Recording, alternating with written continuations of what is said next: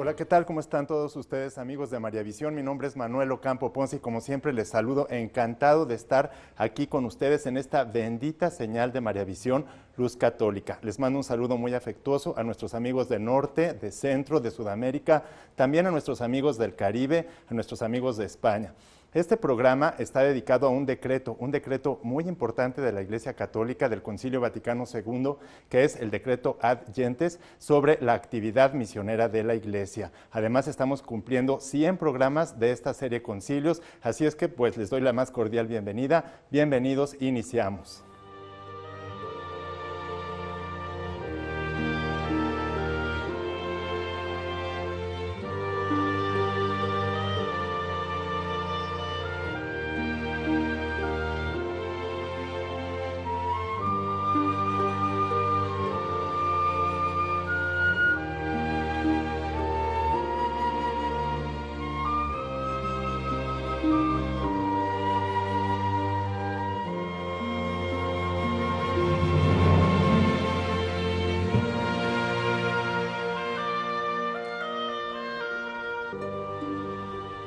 Como siempre, contentísimo de estar aquí con ustedes en esta bendita señal de María Visión. Quiero recordarles nuestras vías de comunicación. Tenemos el correo concilios@mariavision.com para podernos comunicar durante la semana las dudas más difíciles que tengan, más largas, que requieran más elaboración. Pero si usted se quiere comunicar con nosotros de una manera rápida, espontánea, lo puede hacer por las redes sociales. Tengo la cuenta @filos1403 de Twitter, @PH y latina LOS 1403 es la cuenta de Twitter, o si no también, si usted me hace una solicitud durante el programa, a la cuenta de Facebook, que es Manuel Ocampo Ponce, pues también podemos ir interactuando. Ya veo que algunos están mandando unos mensajes. Estamos cumpliendo 100 años de la serie Concilios y por lo mismo tenemos pues al padre Ender Vicente Artigas Terán con nosotros, que al rato en unos segundos más los vamos a presentar, porque, bueno, pues estamos en este festejo importante de esta serie Concilios. Hay que recordar que el Concilio Vaticano II fue el último concilio ecuménico, es decir, de toda la Iglesia, de los 21 concilios que se han celebrado en la Iglesia Católica, más el Concilio de Jerusalén. Ahora sí les presento con mucha alegría al padre Ender Vicente Artigas Terán, que viene desde Venezuela, de la diócesis de Trujillo, en Venezuela, y que es formador en esa diócesis. Bueno, ha sido formador porque ahora viene a estudiar su maestría y su doctorado aquí al Centro de Estudios e Investigaciones de Bioética del CEIP. Esperemos que termine la maestría satisfactoriamente, seguramente que sí, y también el doctorado. ¿Qué tal? Buenas. ¿Cómo está, padre? ¿Cómo está, doctor? Mucho gusto por la invitación que me realiza en este día. Pues estamos aquí festejando y con este decreto tan importante de la Iglesia Católica, que es Ad Gentes. Recuerden que son documentos oficiales de la Iglesia en donde se habla sobre dogma, sobre moral, sobre asuntos de costumbres en la Iglesia, y este decreto, bueno, nos va a permitir saborear lo que es ciertas cosas muy íntimas de lo que es la vida intratrinitaria, porque actividad misional de la Iglesia es cómo el Padre, el Hijo y el Espíritu Santo actúan dentro de la Iglesia Católica, las misiones que tienen, cómo es el designio de Dios en su mente, la mente divina, ¿verdad? En su inteligencia, en su ciencia, la ciencia divina. Vamos teniendo pues que Dios tiene un plan para la creación, la crea hacia afuera, y luego va teniendo un plan de salvación por la caída del hombre. Y por esto tenemos diferentes misiones. El Padre tiene una realización, el Hijo tiene una misión y el Espíritu Santo otra en este programa, en este plan de salvación que viene pues en sus designios, en los designios divinos. Todo esto lo realiza por medio de la gracia. Pero aprovechando que está aquí el padre Ender, vamos a ver qué nos puede decir un poquito sobre esta misión que el Padre da al Hijo, o sea, a Jesucristo, y movido por el Espíritu Santo también, para que actúe en la Iglesia, en esta misión que también quisiera que nos dijera cuál es la misión a la que nos llama en este decreto de la Iglesia Católica. Sí, muchas gracias. Yo creo que hablar de este decreto de la Iglesia Católica especialmente del Concilio Vaticano II, se nos expresa a nosotros, en primer lugar, que Dios parte de un plan de salvación. Ese plan de salvación es el de formar una comunidad, y a partir de esa formación de la comunidad, eligiendo un pueblo de Israel, luego creciendo ese pueblo y digamos, realizando todo el plan de salvación, Dios envía a su Hijo Jesucristo, también para formar una comunidad que ya no será simplemente elegida, sino será la comunidad de los llamados, pero también de los enviados. Como Jesucristo fue enviado por el Padre, así el Padre, Jesucristo enviará a sus apóstoles, enviará a sus discípulos para ser enviados. Serían entonces lo que decía digamos, el documento de Aparecida, ¿verdad? O lo que nosotros estamos realizando en nuestra diócesis con un sínodo diocesano, ¿no? Ser mis discípulos misioneros de Cristo, pues de un Cristo resucitado, para que tengamos vida en Él. Y todo eso lo hace gratuitamente Dios, gratuitamente porque realmente Él en su actividad ad extra, o sea, de compartir al mundo su ser, su perfección, no tiene ninguna necesidad porque Él no gana absolutamente nada con esto, y sin embargo Él nos quiere compartir de su vida intratrinitaria, y lo hace a través de la gracia. Es curioso también ver, ya usted, Padre, ha mencionado muy bien la misión del Hijo, al que es enviado el Padre, pero ¿cuál sería la función del Espíritu Santo, que obviamente actúa desde antes de la creación? O sea, el Espíritu Santo siempre ha actuado en la vida intratrinitaria, y en el momento de crear, pues se crea por un acto de amor, es decir, el Espíritu Santo tiene una misión ahí. Pero ¿cuál sería, dentro de este documento tan importante de la Iglesia Católica, su función, la función del Espíritu Santo? Lo que pasa es que a veces nosotros limitamos la acción del Espíritu Santo y decimos, el Espíritu Santo solamente aparece el día de Pentecostés, cuando dice que se funda la Iglesia. Pero el Espíritu Santo siempre ha actuado. El Espíritu Santo es el que le da fuerza, le da vigor, da sabiduría, da fortaleza para que aquellos que quieren seguir a Dios, pues lógicamente pues tengan esa fuerza que viene de lo alto, y a partir de allí pues ser enviados misioneros. Por eso el Espíritu Santo va a ser como Jesucristo fue enviado por el Padre. El Espíritu Santo le va a dar esa transformación y le va a dar ese poderío al discípulo para que pueda llevar a todas las naciones esa palabra, cumpliendo lógicamente el mensaje y la palabra de Cristo. Vayan por todo el mundo y bautícenos en el nombre del Padre, del Hijo y del Espíritu Santo. Esa es la gran misión que nosotros tenemos en la Iglesia. Claro, y entonces podemos nosotros ver muy claro que son tres personas divinas con tres misiones, digamos, distintas, porque el Padre es el que envía. Luego está el Hijo, que además lo hace a través de la encarnación. Él se encarna asumiendo toda la naturaleza humana, excepto el pecado, para poder realizar esta función salvadora, es decir, redime, atrae hacia sí. Pero hay algo muy curioso en este documento del Magisterio de la Iglesia Católica, y no solamente es que redime al hombre, sino que con él restaura toda la creación, absolutamente todo, hasta los átomos más pequeños, las partículas subatómicas, todo absolutamente va a ser restaurado, va a ser restablecido. Y esto tiene un sentido muy profundo, porque Dios no crea para aniquilar. Dios es ser, es acto, es vida.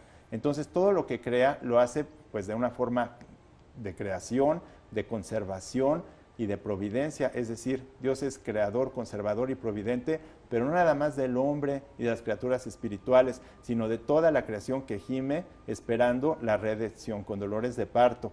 Entonces, pero para que nosotros podamos escuchar y saborear las palabras de este documento del concilio, invito, Padre, y a todos ustedes que saboreemos y que disfrutemos este material que hemos preparado con mucho cariño para ustedes.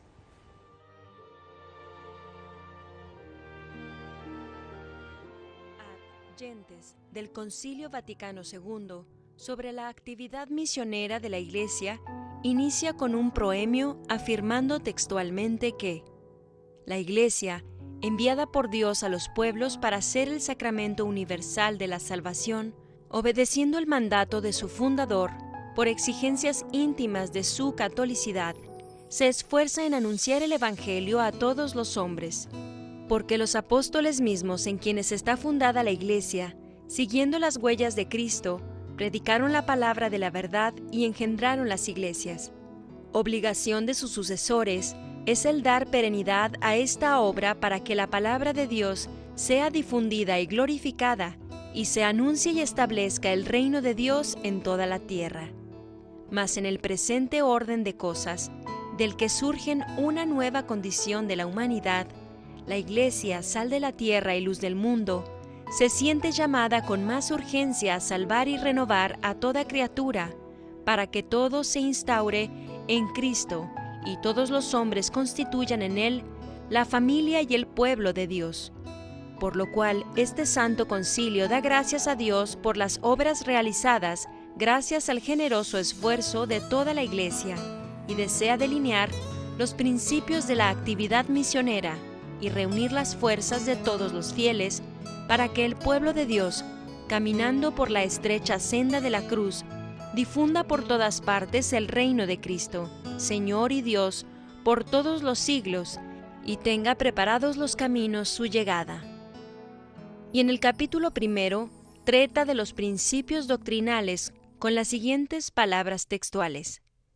La Iglesia peregrina es misionera por naturaleza, puesto que procede de la misión del Hijo y de la misión del Espíritu Santo, según el designio de Dios Padre.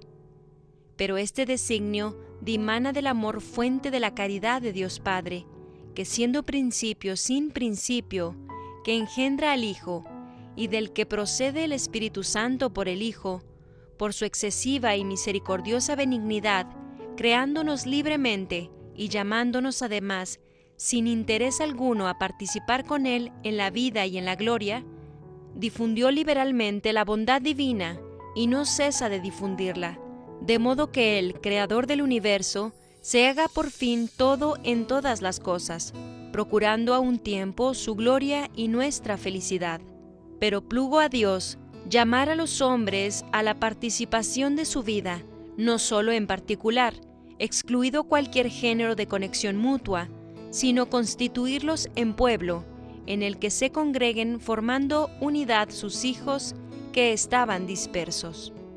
Este designio universal de Dios, en pro de la salvación del género humano, se realiza no solamente de un modo casi secreto en la mente de los hombres, sino también por esfuerzos, incluso religiosos, con que buscan de muchas maneras a Dios, por ver si a tientas lo hallan o encuentran, aunque no está lejos de cada uno de nosotros, porque estos esfuerzos necesitan ser iluminados y sanados, aunque por benigna determinación del Dios providente, pueden tenerse alguna vez por pedagogía hacia el Dios verdadero o por preparación evangélica. Dios, para establecer la paz o comunión con Él y armonizar la sociedad fraterna entre los hombres pecadores, decretó entrar en la historia de la humanidad de modo nuevo y definitivo, enviando a su Hijo en nuestra carne para arrancar a los hombres del poder de las tinieblas y de Satanás y reconciliar el mundo consigo en Él. A Él, pues, por quien también hizo el mundo, constituyó heredero de todo a fin de instaurarlo todo en Él. Jesucristo fue enviado al mundo como verdadero mediador entre Dios y los hombres. Por ser Dios, habita en Él corporalmente toda la plenitud divina, según la naturaleza humana. Nuevo Adán, lleno de gracia y de verdad, es constituido cabeza de la humanidad renovada. Así el Hijo de Dios siguió los caminos de la encarnación verdadera, y para hacer a los hombres partícipes de la naturaleza divina, se hizo pobre por nosotros, siendo rico, para que nosotros fuésemos ricos por su pobreza. El Hijo del Hombre no vino a ser servido, sino a servir y a dar su vida para redención de muchos, es decir, de todos. Los santos padres proclaman constantemente que no está sanado lo que no ha sido asumido por Cristo. Tomó la naturaleza humana íntegra, cual se encuentra en nosotros, miserables y pobres, mas sin el pecado. Pues de sí mismo dijo Cristo, a quien el Padre santificó y envió al mundo: El Espíritu del Señor está sobre mí, porque me ungió y me envió a evangelizar a los pobres, a sanar a los contritos de corazón, a predicar a los cautivos la libertad y a los ciegos la recuperación de la vista. Y de nuevo, el Hijo del Hombre ha venido a buscar y a salvar lo que estaba perdido. Mas lo que el Señor ha predicado una vez, o lo que en él se ha obrado para la salvación del género humano, hay que proclamarlo y difundirlo hasta los confines de la tierra, comenzando por Jerusalén, de suerte que lo que ha efectuado una vez para la salvación de todos, consiga su efecto en todos en la sucesión de los tiempos.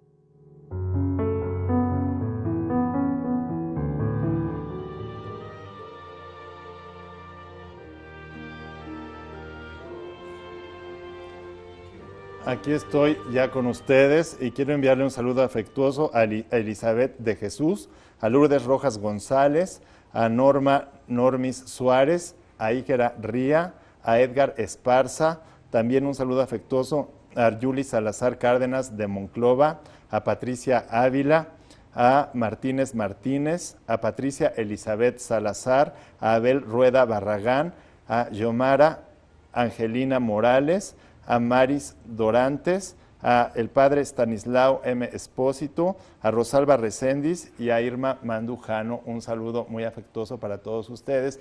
Y ya continuamos con este programa en el que estamos celebrando los 100 programas de esta serie Concilios, aquí con el padre Ender Vicente Artigas Terán, que nos visita desde Venezuela, desde la ciudad de Trujillo, en Venezuela, desde esa diócesis, una diócesis pues en donde él ha estado como formador, como un sacerdote formador. Y bueno, pues profundizando un poquito más en este documento, ya vemos pues que la actividad de la Iglesia es una actividad misionera principalmente. ¿De dónde deviene esta actividad misionera? Pues de las misiones que vienen de la misma Santísima Trinidad, la misión que da el Padre al Hijo y al Espíritu Santo. Todo esto a través de la gracia, si escuchamos, es a través de la gracia, o sea, es algo gratuito, algo espontáneo, algo que Dios nos participa, y lo que nos participa es su vida íntima, su vida interior, es decir, la vida intratrinitaria. Pero Padre, yo quisiera que usted, ahorita que está aprovechando, que está aquí con nosotros y que nos puede ilustrar, bueno, ¿cómo es que esto se lleva a cabo en el mundo? Porque ya decía algo de esto el documento, ¿verdad? Pero ¿cómo es después, cómo sucede, ¿verdad? Que esta misión pasa de la Santísima Trinidad a la Iglesia y de la Iglesia hacia todos los que no son fieles, a los infieles, es decir, a los que no están bautizados, primero a los que no estaban bautizados y son bautizados, y después sucesivamente hasta los confines de la tierra. ¿Cómo es que sucede esto, Padre?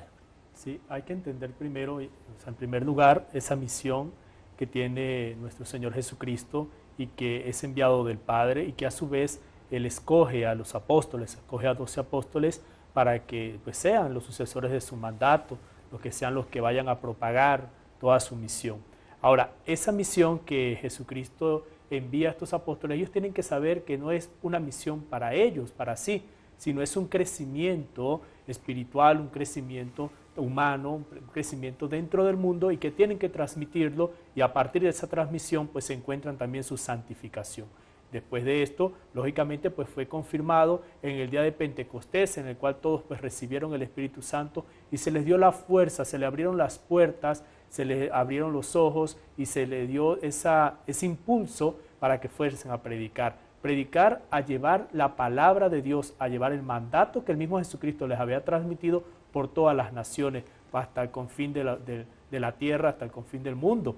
Y a partir de allí, pues la gente que se siente también enviada, lógicamente también va a sentirse llamada y va a sentir que esa expresión y esa experiencia cristiana no es para sí, sino es para toda la comunidad. Por eso la experiencia cristiana, la experiencia del encuentro con Jesucristo, es una experiencia que nos lleva a cada uno de nosotros a comunicarla, no a guardarla, sino a comunicarla a quien sea. Así es. A quien sea. Y primero fue a los obispos, entonces, a los obispos que él, bueno, escogió 12 apóstoles que son los que representan a los obispos. Desde luego a Pedro como sucesor al Papa como sucesor de Pedro.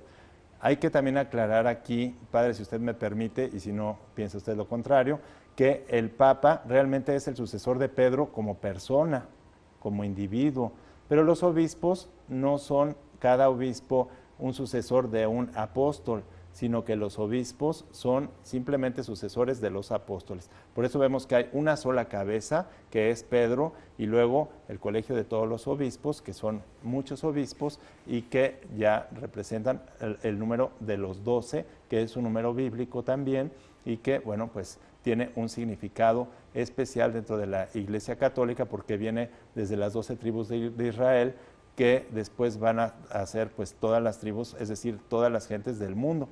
Y también, Padre, algo que me llama la atención es que todo esto lo hace Dios principalmente a través de la actividad del Espíritu Santo, pero en el interior de las personas. Y en el interior, cómo Jesús, a través del Espíritu Santo y con el Padre, va transformando a la persona. Y esto me llama la atención porque muchas veces nosotros vemos que la gente anda muy mal, que vive mal, que hace, pero nosotros no sabemos qué está pasando en el interior de las personas.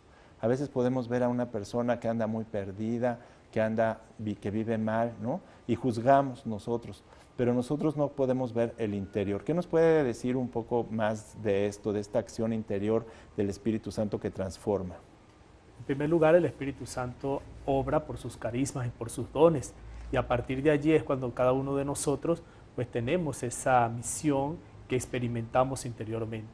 ¿Qué podemos hacer para, digamos, reconocer lo que una persona siente? Pues yo siempre he dicho que por sus obras los conoceréis, ¿verdad? A partir de allí, pues nosotros podemos ir experimentando qué acción está obrando Dios en su vida, cómo puede Dios experimentar que el Espíritu Santo, cómo puede el hombre experimentar que el Espíritu Santo está allí interviniendo en cada una de sus acciones, en el trabajo, en la escuela, en el hogar, en todas partes, pues el Espíritu Santo actúa. Ahora, ese Espíritu Santo lleva a que el hombre vaya también buscando su santificación, reconociendo en primer lugar que necesita de la gracia divina, reconociendo que es pecador, y a partir de esa gracia pues puede experimentar también la salvación, puede experimentar la redención, esa que el mismo Jesucristo ha asumido en la condición humana, pero que también ha redimido y que cada uno de nosotros pues quiere también experimentar. Por eso es que la experiencia del Espíritu Santo no es una experiencia simplemente personalista. Sí lo es en el sentido de que cada uno pues lo siente en su interior, pero también es una experiencia comunitaria, porque nos lleva a todos a decir que el Espíritu Santo sigue obrando en la iglesia y que cada uno de nosotros pues tiene una misión, un carisma y un don que dar a esa iglesia en la cual hemos sido llamados todos. No, pues qué interesante está todo esto, porque pues muchas veces no somos conscientes nosotros de la importancia que Dios da a cada uno como persona, como individuo y a la comunidad.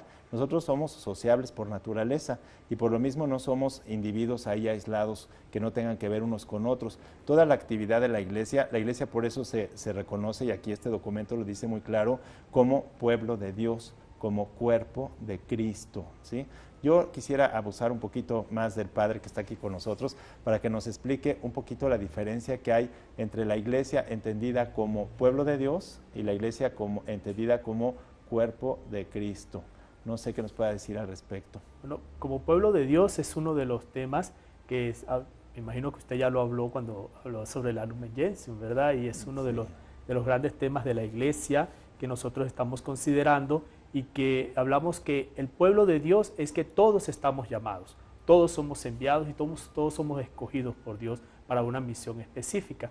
Ya como cuerpo de la iglesia, o la iglesia como cuerpo de Cristo, perdón, es que cada uno de nosotros forma parte de un cuerpo y cada uno tiene una misión específica, cada uno tiene un carisma esencial, y que no quiere decir que uno sea superior al otro, sino que es que todos estamos en ese complemento del crecimiento hacia una realidad, y esa es la realidad que es Cristo.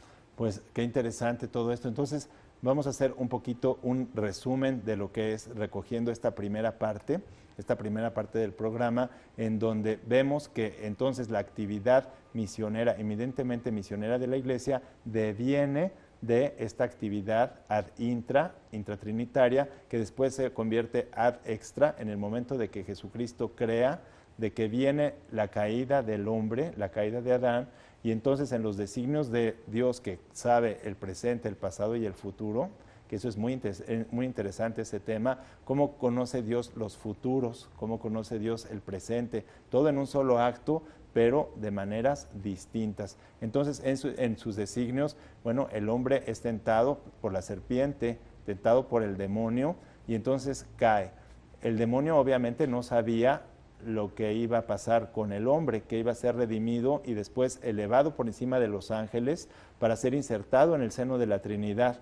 Pero sí sabía el demonio todos los bienes que iba a privar al hombre, ¿no? Y los males que le iba a procurar. Entonces por eso lo tienta, pero después Dios, que es tan sabio y tan misericordioso, sale al encuentro del hombre, como lo dice, ¿no? La kenosis es salir al encuentro del hombre para asumir, haciéndose pobre, toda la naturaleza humana.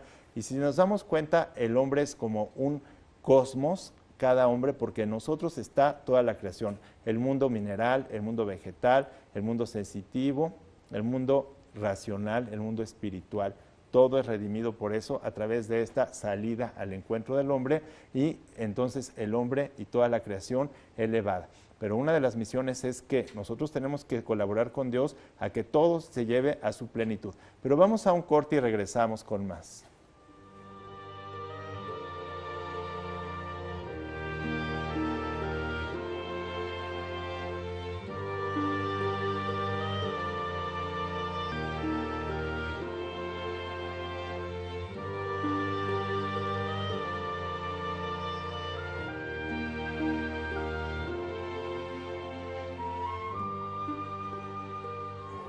Aquí sigo recibiendo sus mensajes con mucho cariño. También un saludo a Fernando Tor, a Alonso Gracián, que nos ve en España.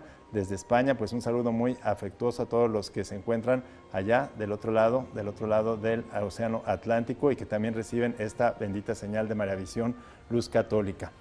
Bueno, pues vamos a continuar porque estamos celebrando, estamos festejando 100 programas de esta serie Concilios, aquí con el Padre Ender Vicente Artigas, que está acompañándonos para celebrar. Y vamos a pasar a la segunda parte de este documento, de un decreto del Concilio Vaticano II, en el que estamos hablando sobre la actividad misionera de la Iglesia.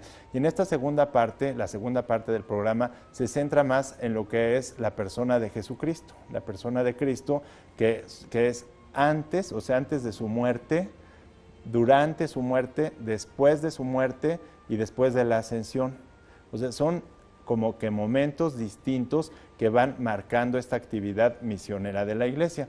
Y yo quisiera también aquí que el Padre nos explicara un poquito en qué consiste esta actividad. ¿Cuándo funda realmente Jesucristo la Iglesia? Porque se dice que la Iglesia se fundó en Pentecostés, pero entonces vemos que algunos hermanos separados dicen, bueno, pues si se fundó en Pentecostés, pues entonces no la fundó Cristo, sino la fundaron los apóstoles.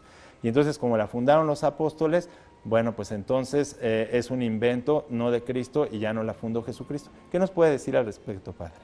Es lo que le decía al inicio de mi intervención, que es que todo acto de Dios Padre o todo acto salvífico de Dios tiene como misión fundar una comunidad. O sea, desde el mismo instante en el cual Jesucristo vino al mundo, en el mismo instante en el cual se encarnó en el seno de la Virgen María, pues ya vendría esa misión de fundar una iglesia. Ya a partir de allí, pues todos los acontecimientos que se van realizando en su vida, pasando haciendo el bien, realizando milagros, curaciones, pero especialmente escogiendo a sus apóstoles, a partir de allí pues ya comienza esta iglesia con la elección de los 12 apóstoles, pero también con la elección de los 72 discípulos. Y a partir de allí, pues lógicamente la iglesia comienza su actividad misionera desde el instante en el cual Dios envía a su Hijo Jesucristo. Allí pues ya tenemos misión. Ya tenemos misión. Claro, entonces la fundación de la iglesia la hace el mismo Jesucristo aquí, estando presente en la tierra. Él incluso elige a los 12 apóstoles, elige a San Pedro, lo elige como cabeza, y es él el que también hace la sucesión o funda la sucesión apostólica, que va desde Pedro hasta ahorita el Papa Francisco. De modo que durante su vida realizó esta acción, pero después él también da instrucciones y gira también algunas acciones en torno a la fundación de la iglesia en su resurrección, en los 40 días antes de Pentecostés, en el que él da muchas indicaciones acerca de esto. Y después, bueno, pues ya viene, como usted bien lo dice, en Pentecostés la fundación oficial. Pero ¿en qué consiste esto de Pentecostés? Quisiéramos que nos dijera con más precisión ahora cuál es la diferencia entre lo que hace durante su vida y durante su resurrección, antes de su ascensión, y lo que sucede en Pentecostés. ¿Cuál es la diferencia? ¿Qué es lo que marca la diferencia? Porque ¿qué sucedía con los apóstoles, con la Santísima Virgen después de su muerte y luego encontrarse con la resurrección? ¿Podría decirnos algo al respecto? Uno de los acontecimientos más importantes, o el acontecimiento más importante que tenemos en la Iglesia, es la resurrección de nuestro Señor Jesucristo. Lógicamente, esta resurrección va marcada por un antes, que es su muerte y su pasión y muerte. Y a partir de allí, nuestro Señor Jesucristo siempre daba muchos mandatos, enseñanzas, instrucciones a los apóstoles sobre lo que tenían que hacer. Y uno de ellos es, después de su resurrección, vayan por todo el mundo y prediquen el Evangelio, bautizando a todas las naciones en el nombre del Padre, y del Hijo, y del Espíritu Santo. Y le da toda la serie de instrucciones. Vayan de 2 en 2, dejen las sandalias, vayan solamente con sandalias, con un morral y con un bastón. Estas fueron indicaciones pues quizás muy sencillas, pero que para los apóstoles tendría gran significación.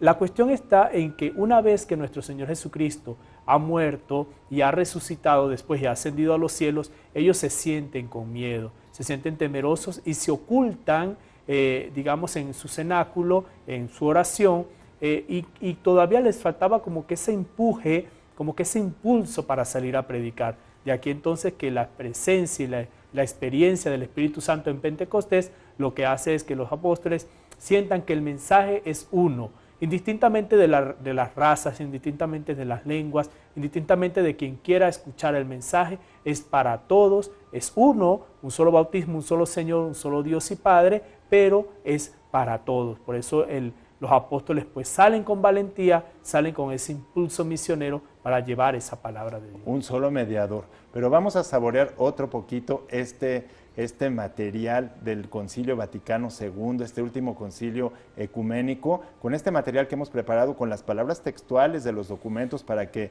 usted escuche y aprenda también qué riqueza tenemos en la Iglesia Católica con los documentos oficiales. Vamos a este material.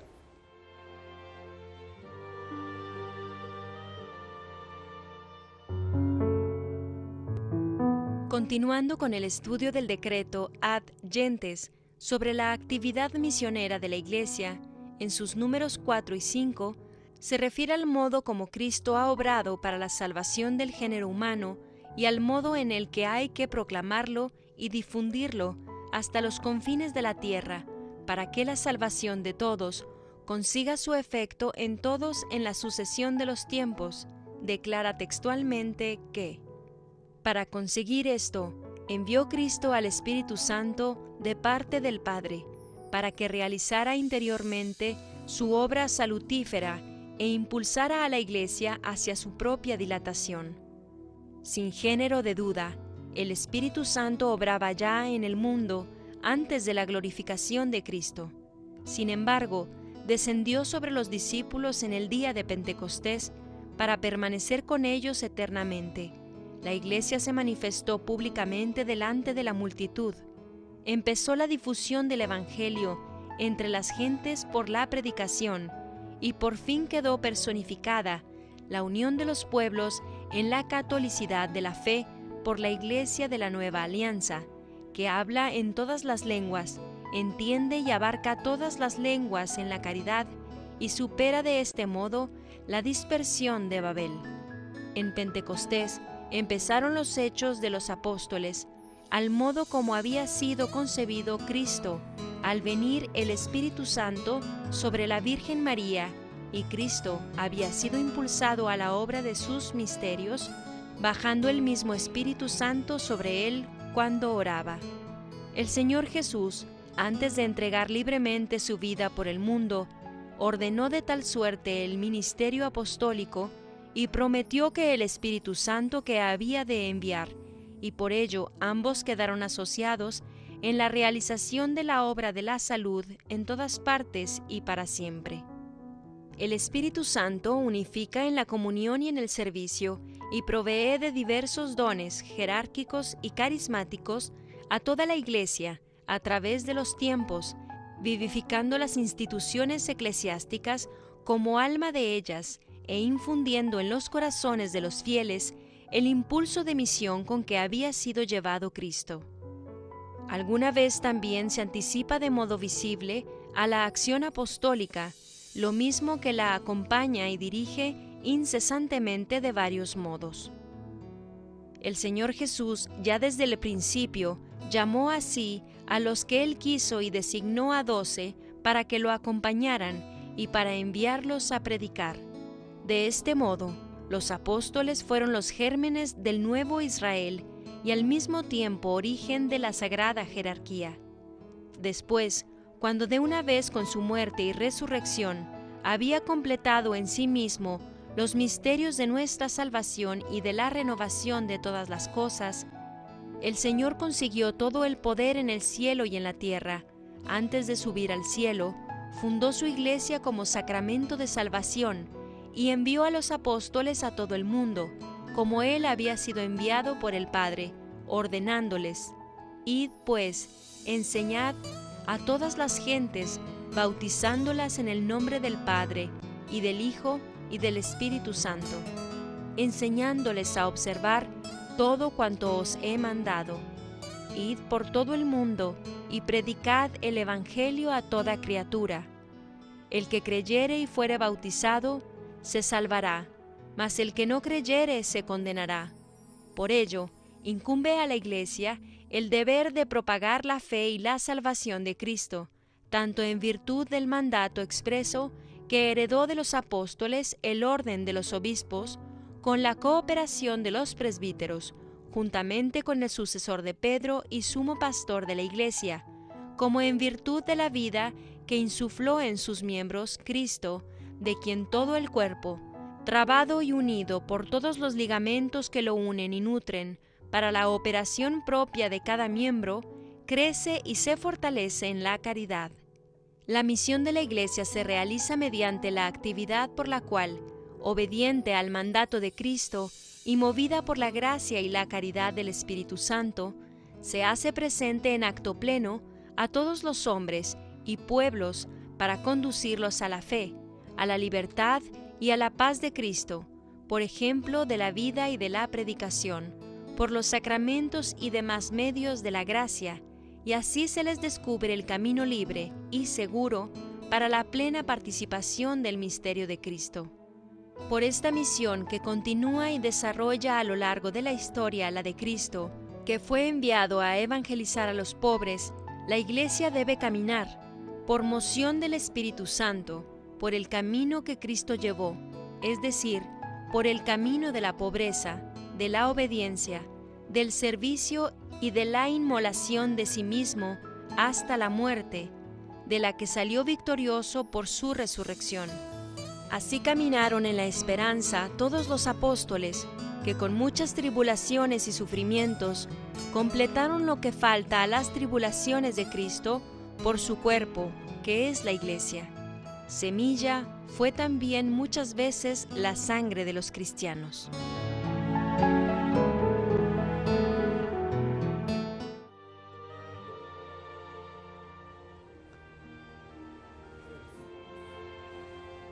Como ven, aquí, bueno, nos está mandando un comentario Fernando Tor, que nuestra felicidad sea la gloria de Dios Trino. Congratulaciones a todos los que hacen posible el programa en su emisión número 100. Saludos al padre invitado y en oración por la hermana Venezuela.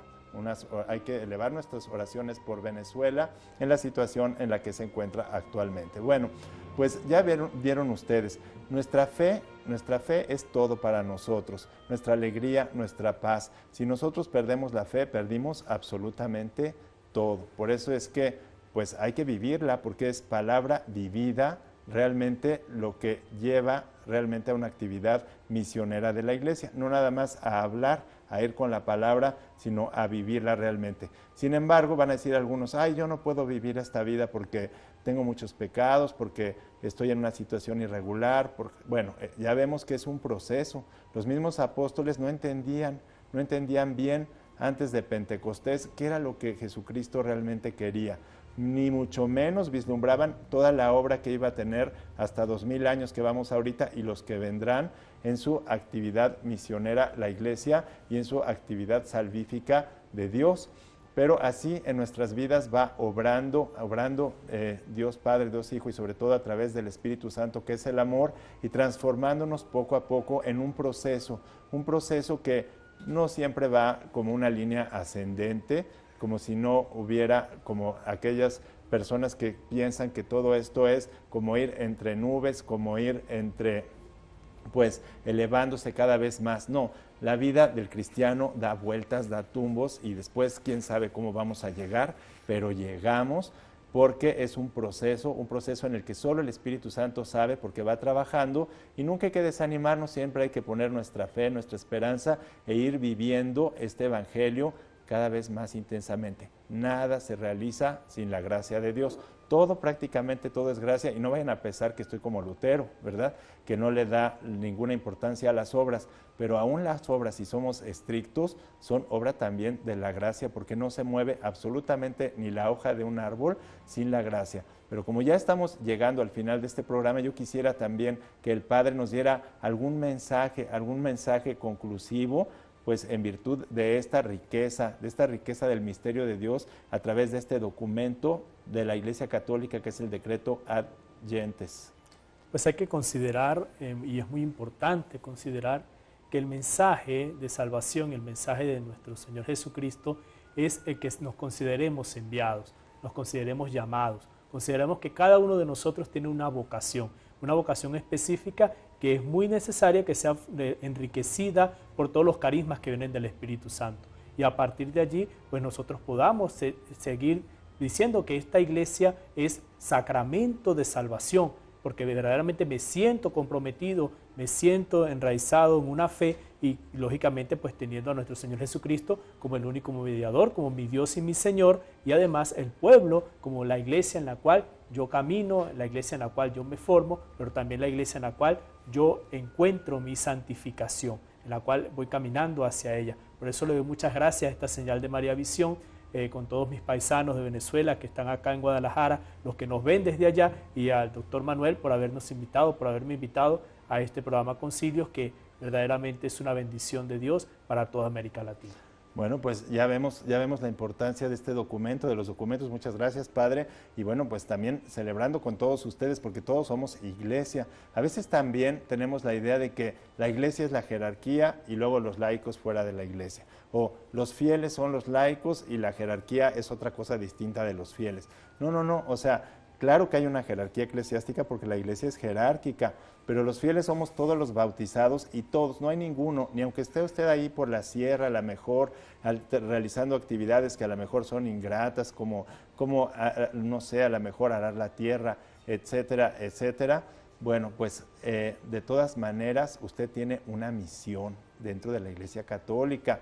No hay nadie, si usted está en un hospital padeciendo una enfermedad y dice, ¿yo qué voy a hacer? También tiene una misión, sea el Papa, sea un obispo, sea un cardenal, sea un presbítero, un religioso, una religiosa, una ama de casa, una enfermera, todos, absolutamente, una gente que está en el campo, todos, absolutamente todos somos llamados a esta actividad misionera de la Iglesia.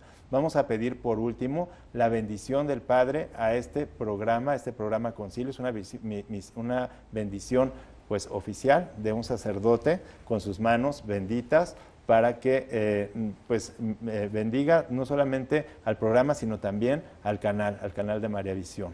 Pues vamos a pedirle a Dios que bendiga este programa, que los bendiga a todos ustedes los que nos ven y especialmente que bendiga las obras que realiza este canal de bendición de María Visión. Que el Señor Todopoderoso les bendiga en el nombre del Padre y del Hijo y del Espíritu Santo. Amén. Pues es así como hemos llegado, Padre, al final de este programa. Muchas felicidades a todos, porque el programa no nada más lo hacemos nosotros, los camarógrafos, los que están en cabina, todo el equipo de edición, de producción, sino también lo hacen todos ustedes que están de aquel lado y que nos permiten entrar a sus hogares, a los que entramos con mucho cariño, con mucho respeto. Muchas gracias por su atención.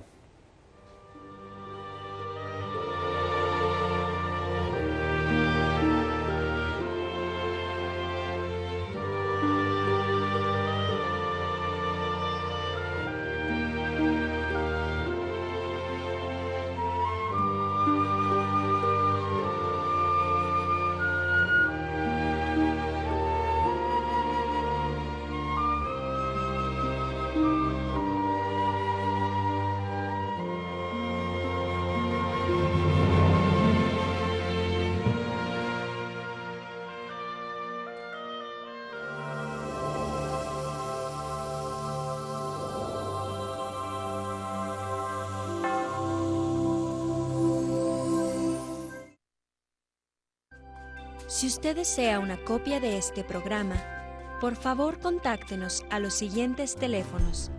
Desde el extranjero, marque 0052 33 3770 1814 y del interior de la República Mexicana al 01900 849 3507 o escríbenos a nuestro correo electrónico tiendavirtual@mariavision.com y visita nuestra página web www.mariavision.com.